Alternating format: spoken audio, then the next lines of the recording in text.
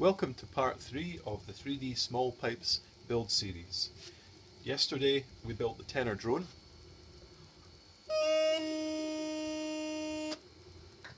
Tonight we're going to build the baritone drone. Here are what I'm calling the wood parts. These have been printed and cleaned and they're ready to be put together. Here are what I'm calling the ivory parts, printed in natural PLA, and these are also clean and ready to go. The process is almost identical to the tenor drone. The parts are just slightly larger.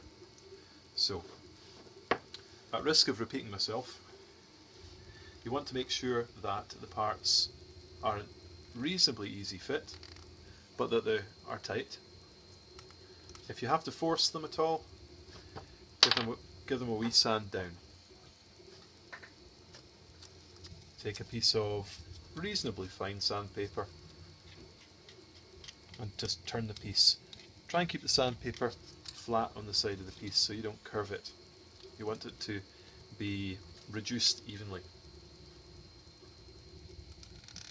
Okay, that's the bottom joint and the tuning pin.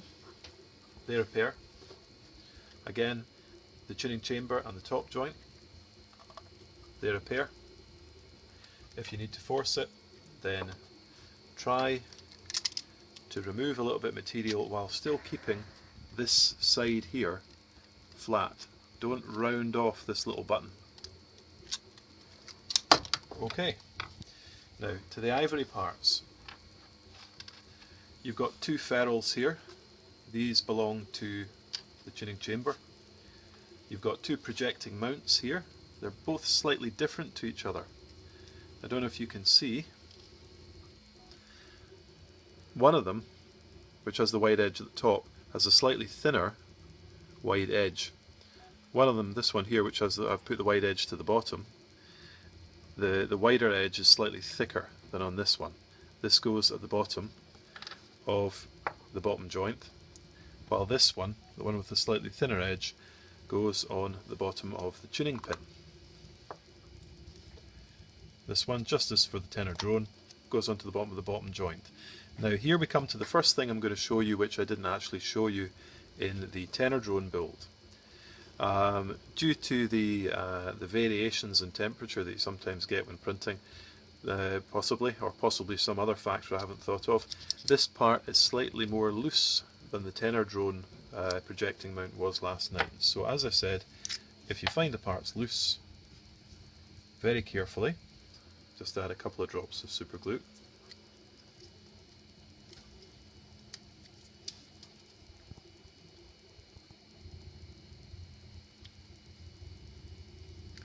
You don't need much for a mount for the ivory parts because they don't need to be airtight. I'm just turning that as I bring it up in order to make sure that I don't get any big blobs of super glue on the surface, and that's fine there. So that should stay put now. Once the mounts are onto these two, I put them together, and that's the bottom section complete, the whole bottom joint. And then we come to the ferrules, which go onto the tuning chamber in just the same way as for the tenor drone. Look for the two wee lines, and then there's a wider band. And in both cases the wider band goes to the outside of the piece. So we look for the wider band here, and the two wee lines go to the inside and the wider band goes to the outside. Okay, so that's the barrel, the tuning chamber I should say. And now we're on to the top joint. This is flared at the bottom and the top. It's flared wider at the bottom where it joins the tuning chamber.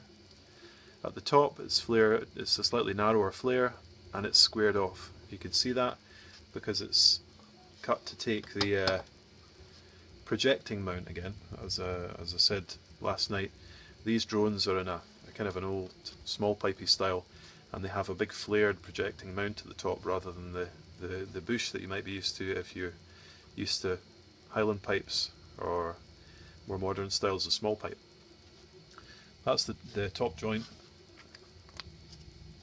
onto the tuning chamber, the complete top joint, complete bottom joint. We've got to hemp the tuning pin, same way we did last time. So,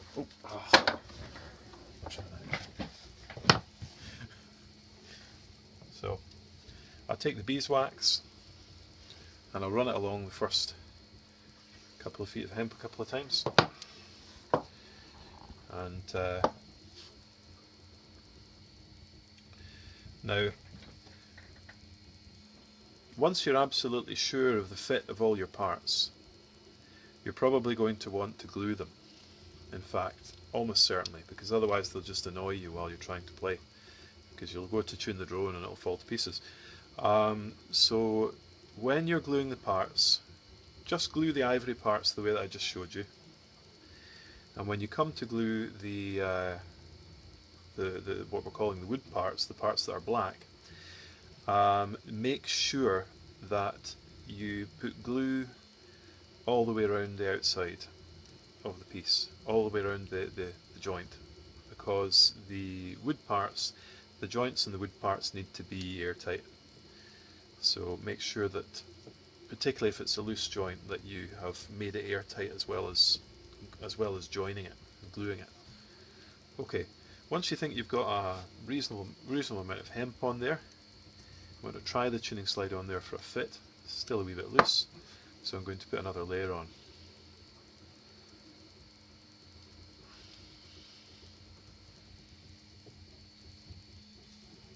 Now, as I said last night, the tuning chamber can be a bit of a pain, tuning slide, because you can get a little bit of elephant's foot just on the inside edge there.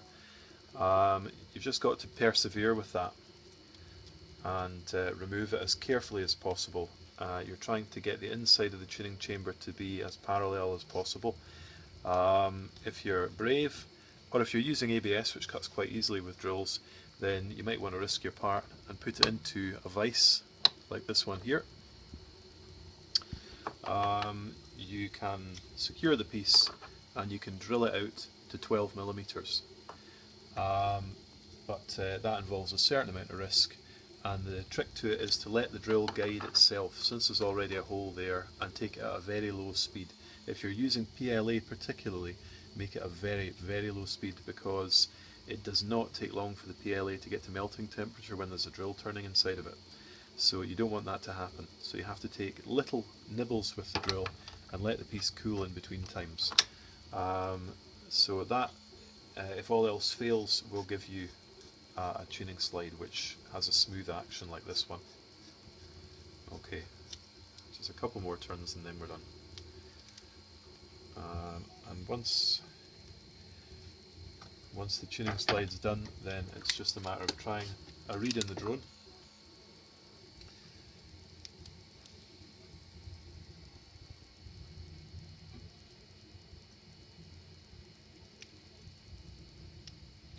Now, one of the beauties of the synthetic pipe drone reeds is that they're adjustable. There's a screw at the top which allows you to lower the pitch by extending the reed, and I've already extended this one. And there's also a rubber band, a rubber bridle around the reed blade, and you can very carefully adjust the strength of the reed using that. Now, here's a funny thing. It's the same socket, but tonight the reed's a wee bit loose in it. The reed's the same size, so this is one of the things about 3D printing. Maybe some of you experts can tell me why this kind of thing's happening to me. This is just par for the course. I've been finding with my new chamber, I'd been hoping that I could stabilise the temperature. I've got a wee bit more work to do before I get there, because at the moment, if I leave the door closed on the tuning chamber, sometimes it seems to get a little too hot for the PLA, and it spoils the surface finish. So I've been printing with the door open, which means I'm getting a little bit more variation in ambient temperature, and I think that's what's leading to the slight differences in part sizes sometimes, but I might be wrong about that. We've got a reed in the drone, we've got the tuner again, so let's see what we get.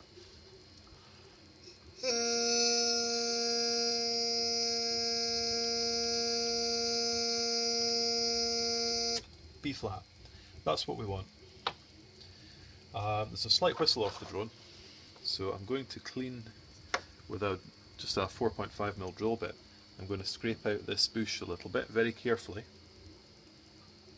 Use a nice sharp drill bit and don't take too much off, because a tiny amount can make a big difference. This is another step that I didn't show you last night. If you take a lot of plastic off, you want to be doing this before you've glued this bush in place. If you take a lot of plastic off when you're doing this, you'll notice a lip forms around the inside of the bush. This is again where you need your sandpaper handy. You want that inside edge to be flat. Check if there's any little wisps of plastic. This is a very important part of the drone. So don't be afraid to take a little bit of plastic off. You can reprint these if you need to.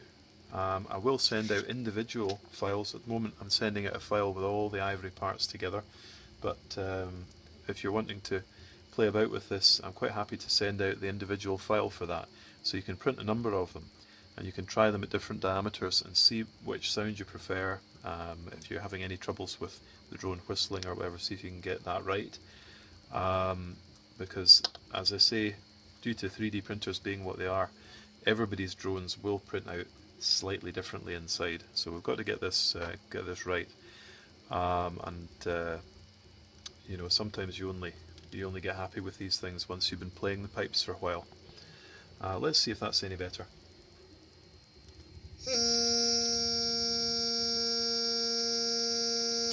It's getting there. Okay, so we've got a B flat drone and an E flat drone. The next thing that we're printing at the moment is a bass drone, again in E flat.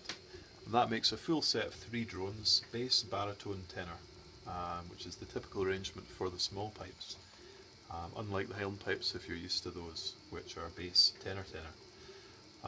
Okay, so I'll be back again shortly with the bass drone build video. Thank you.